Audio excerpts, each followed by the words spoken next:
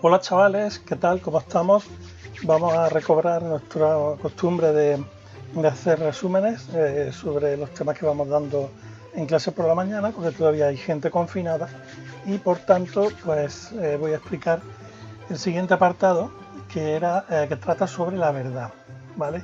Esto está en el libro, en la página 90 y básicamente pues nos plantea la pregunta de cómo reconocer lo verdadero y diferenciarlo de lo falso, ¿vale?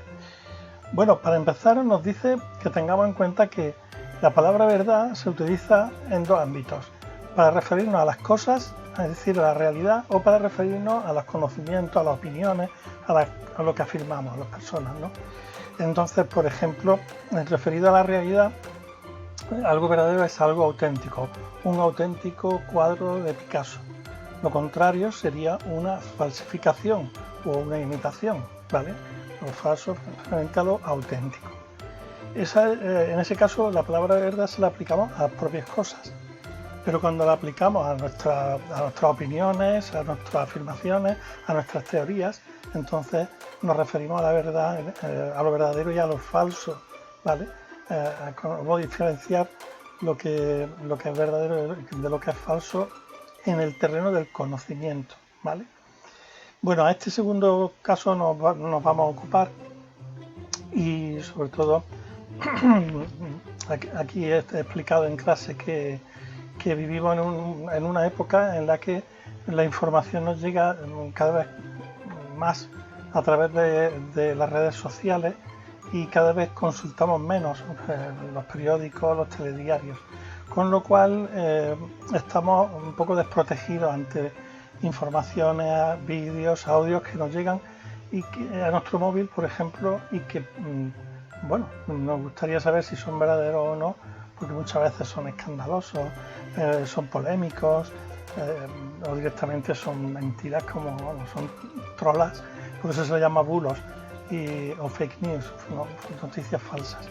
¿Cómo diferenciarlo? Bueno, pues aquí tenemos una serie de criterios, ¿vale? Es decir, de claves, de preguntas, ¿no? Que nos podemos plantear ante una de estas posibles noticias falsas, estos posibles bulos, para desmontarlos, para echarlos abajo. ¿De acuerdo? Entonces, por ejemplo, nos da varios criterios, ¿vale? Porque no hay solo uno, se debe aplicar varios. Lo primero que nos dice es que nos preguntemos ante una de estas noticias posiblemente falsas, ¿quién la afirma? ¿Quién ha dicho eso? ¿De dónde ha salido? ¿De qué institución? ¿De qué investigación? ¿De qué universidad? ¿Vale? Cuando se nos dice que hay un remedio para el COVID milagroso, bueno, ¿y eso quién lo ha dicho? ¿Lo ha dicho un epidemiólogo o lo dice una persona o no, o ni siquiera no sabemos quién, ¿no? Muchas veces ni siquiera tienen autor estos bulos, sino que se comenta en general. Pues a mí me ha dicho uno que trabaja en tal sitio, pero ¿quién? Así que lo primero que hacemos, una buena clave para saber si fiarnos de una información, es analizar si procede de una persona experta, es decir, que tiene autoridad en la materia, ¿vale? Porque tiene estudio y tiene conocimiento, o simplemente es una opinión de uno cualquiera. A veces no hay consenso, hay, digamos, voces enfrentadas incluso entre los expertos, con lo cual, si no hay un consenso, debemos poner eso que nos están diciendo entre paréntesis y no aceptarlo como verdadero, puesto que no parece haber un acuerdo. Cuando hay un acuerdo mayoritario, como hay por ejemplo hoy en día acerca del uso de las mascarillas, entonces todos los expertos, ¿no?, coinciden en lo mismo. Entonces no hay nada que hablar sobre este tema. Es que nadie puede decir, es que yo he visto por ahí un informe que dice que es mejor no llevarlas. No, mentira. ¿De acuerdo? Otro criterio es la utilidad, ¿no? Pues estamos hablando, por ejemplo, de los remedios para la enfermedad. Pues imaginaros que no sabemos cuándo vamos a tener las vacunas, ¿no?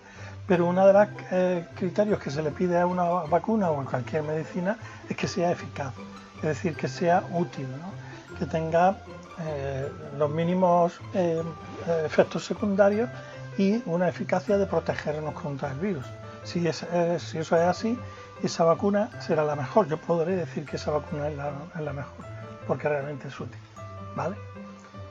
Nos deberíamos preguntar muchas veces para quién es útil lanzar estos bulos que vemos en WhatsApp, por ejemplo, o en Instagram o en Twitter, porque siempre hay alguien detrás intentando sacar un provecho, aunque ese provecho consiste en hacer daño a los demás, ¿no?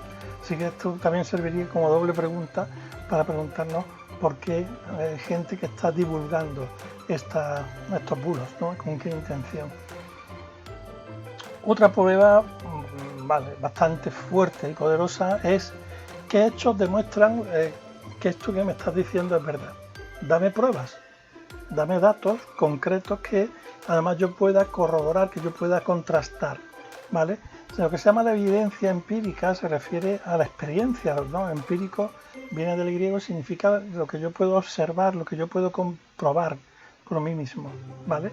Entonces esos datos, esos hechos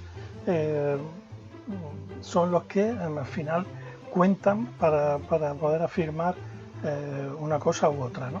Si eres detective, por ejemplo, o si eres un juez, tú no puedes acusar a una persona sin pruebas, simplemente por indicios, ¿no? Porque parece que o tienes pruebas o esa persona tienes que dejarla en libertad.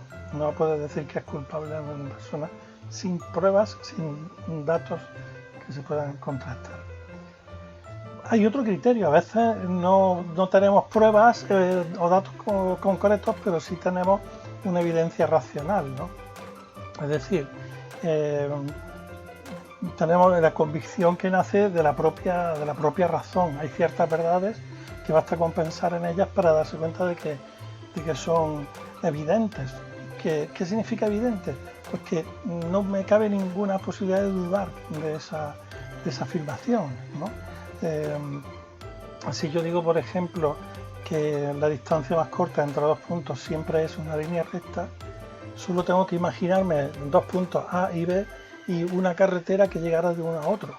Ninguna carretera que tenga curvas va a ser tan corta como la línea recta, la carretera recta, ¿vale? Entonces no necesito comprobarlo a través de evidencias empíricas, porque ya tengo en mi mente la evidencia racional de que necesariamente eso tiene que ser así, ¿vale? Muchas veces en lógica o matemática pues tenemos este tipo de pruebas, ¿no? Y por último, la coherencia. Si yo veo que una persona se contradice o una persona divaga, dice una cosa y luego al poco está diciéndome casi lo contrario, si su teoría no está bien construida, ¿no? Podríamos decir, entonces vemos que en ella hay lagunas y vemos esa incoherencia. A veces los jueces, por cierto, hacen lo que se llama un careo.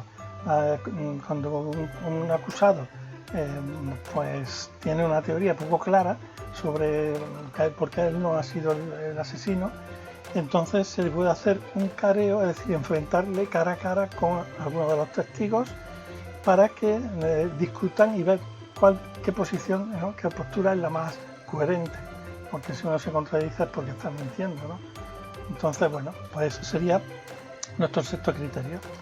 En fin, sobre este punto tenéis en vuestro Classroom una actividad muy interesante sobre cómo detectar bulos.